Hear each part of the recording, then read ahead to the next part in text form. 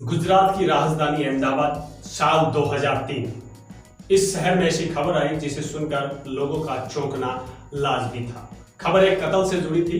कत्ल भी किसी आम आदमी का नहीं बल्कि अहमदाबाद के सबसे हाई प्रोफाइल व्यक्ति की हत्या हुई थी। आखिर क्या थी ये घटना, कैसे हुई थी वारदात और इसके पीछे वजह क्या थी, जानिए पूरा मामला। और अगर आप चैनल पर देखें तो चैनल को सब्सक्राइब कर ले और बेल आइकन का बटन जरूर दबा लें और हाँ, शेयर करना ना भूलें। तारीख 26 मार्च 2003।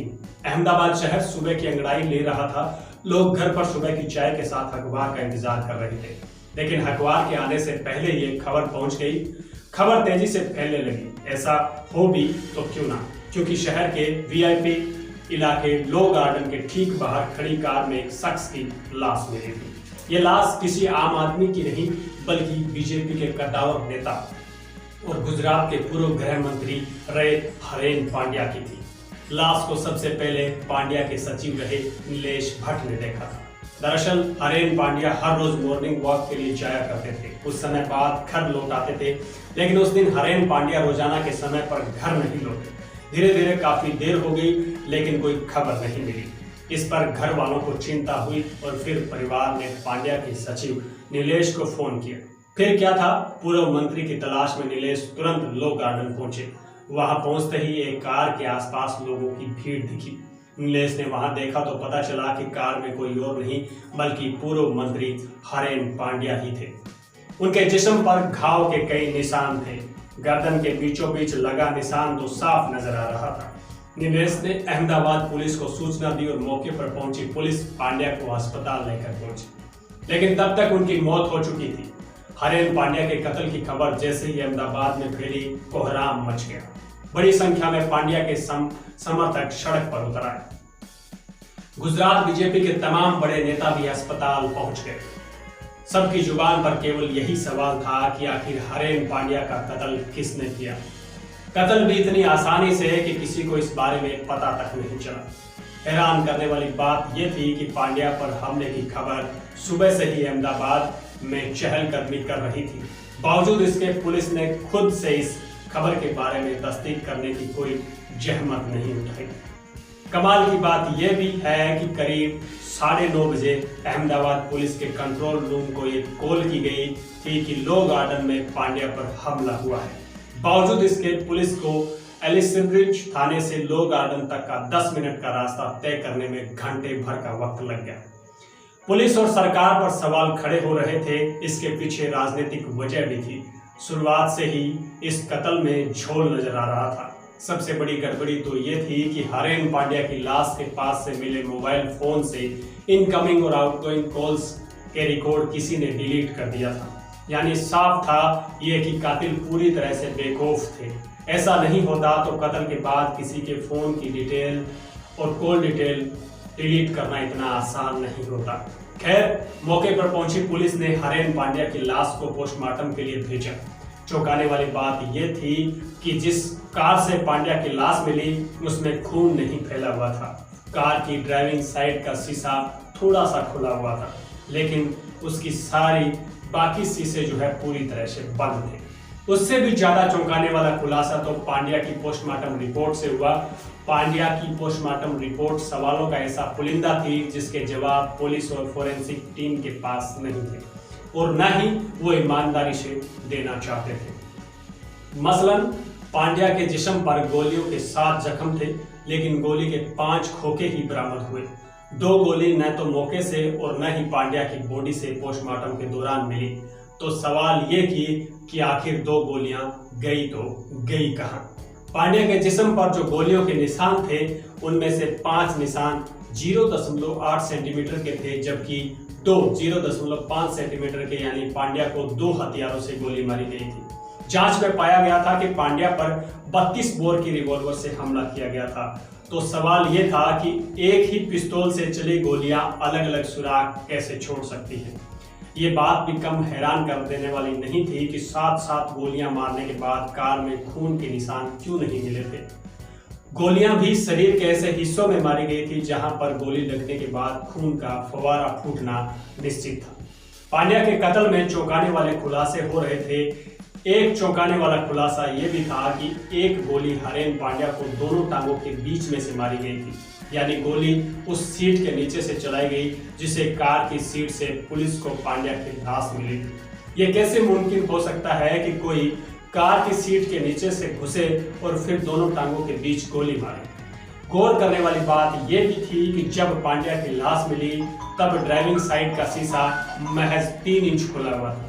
इस हिसाब से तो सारी गोलियों का एंगल ऊपर से नीचे की तरफ होना चाहिए था, लेकिन यहाँ पर तो कहानी ही उल्टी थी।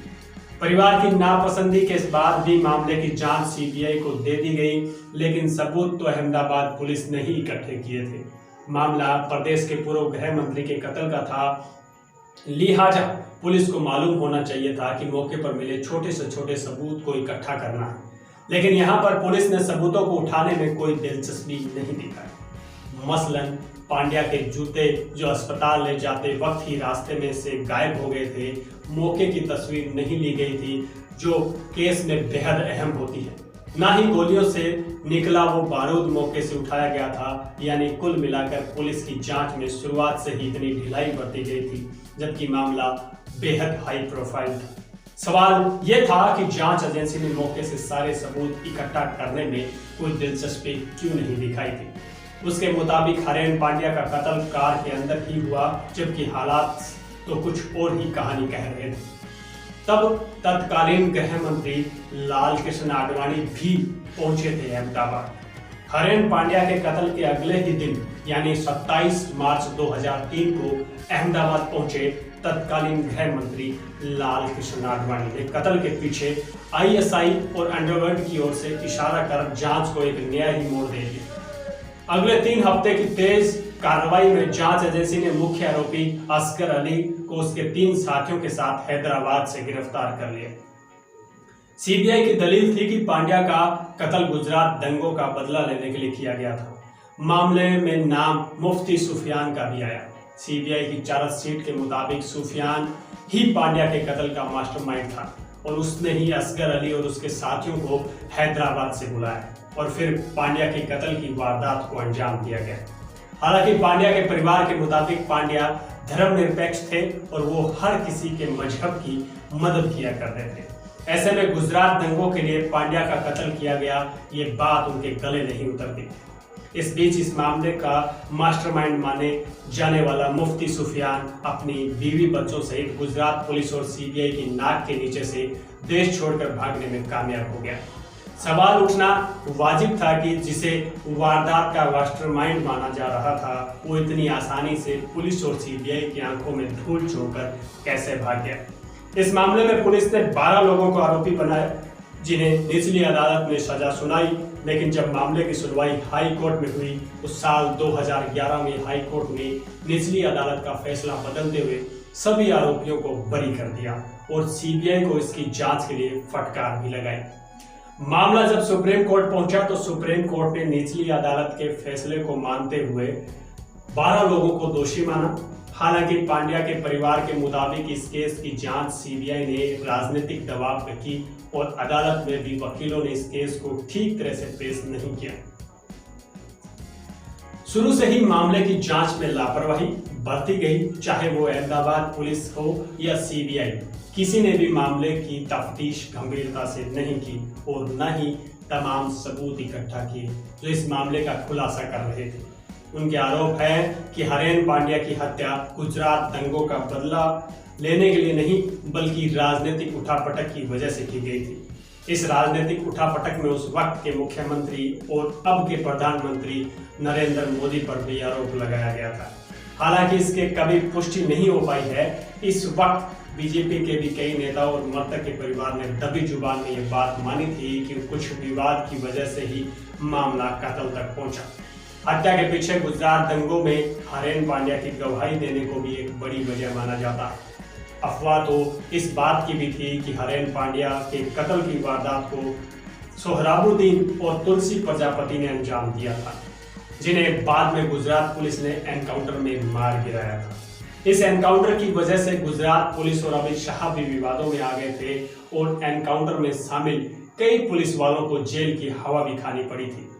12 लोगों को हरेन पांड्या के मामले में सजा सुनाए जाने के बाद आज भी हरेन पांड्या के कत्ल की वारदात को राजनीतिक कत्ल ही माना जाता है।